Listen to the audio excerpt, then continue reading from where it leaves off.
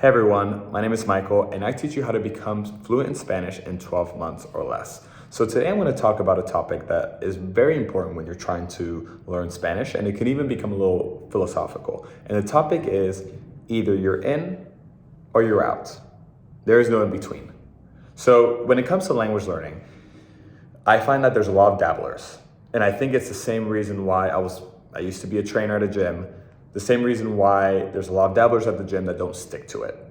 And these dabblers are the reason why, we try to put so much accountability at gyms, and why in language learning, accountability is such a big deal. Because doing 15 minutes of your Duolingo a day, as long as you can keep accountability, that's great.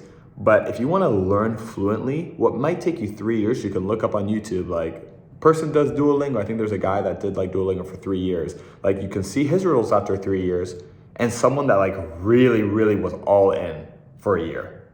The person that's all in for a year versus the person that did it for 1 year is so much more advanced than the person that did it for 3 years.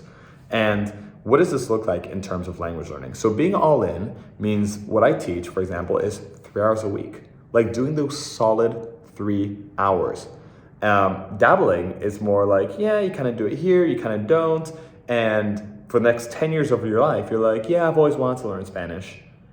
And I think that happens a lot with a lot of people that I know nowadays that are I should go to the gym more, or I should eat healthy, or I should. It's there's no should.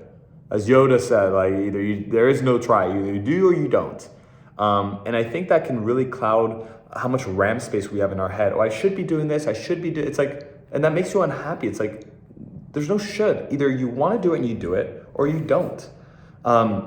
So that's been very frustrating for me in my language learning journey, where I've had different languages that I've wanted to learn, and I'm oh, I should be getting to it. Or I should be getting to it. It's just to-do list. It's just getting longer, longer, longer. Until one day I said, no. Do I want to right now? Is this the best time to learn it? No? Then off the list. No? Then off the list. Yes? Then let's do it.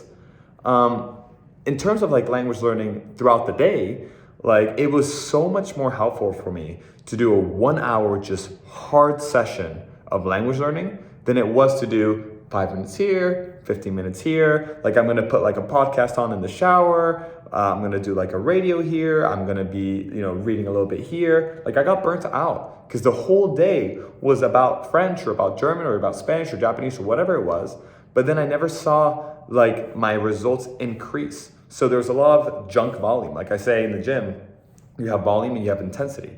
And you need a certain amount of reps to start getting more repetitions in there to get that volume, but you also need intensity to make it harder. And so I find that, at least in language learning, and I do too when working out, I much favor intensity than junk volume, because one doesn't waste my time and the other one does.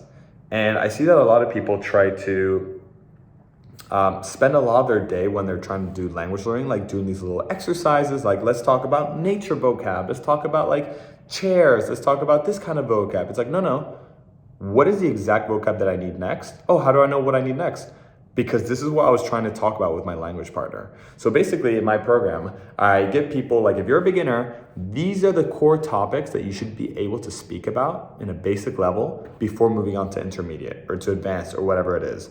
So when you're trying to learn those topics, if you ever stop and you're oh my gosh, I don't know how to say that, that's the next vocab that you need.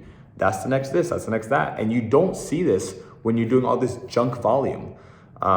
So I hope this helps. This is in relation to the other video that I did, which was how to learn Spanish 3 hours a week. You should check that out. But yeah, just really think about it. If you're trying to learn Spanish, are you in or are you out?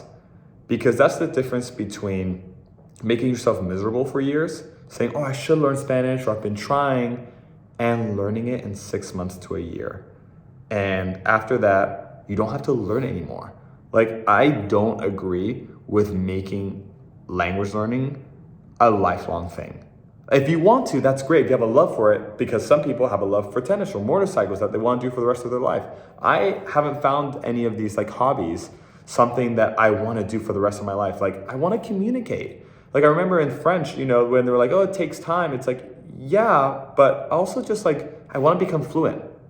And I don't think it should take me years to just have conversations. I'm not trying to go on stage and speak to millions of people and have exact pronunciation. I'm trying to be able to go to a bar and travel around and like have no problem communicating.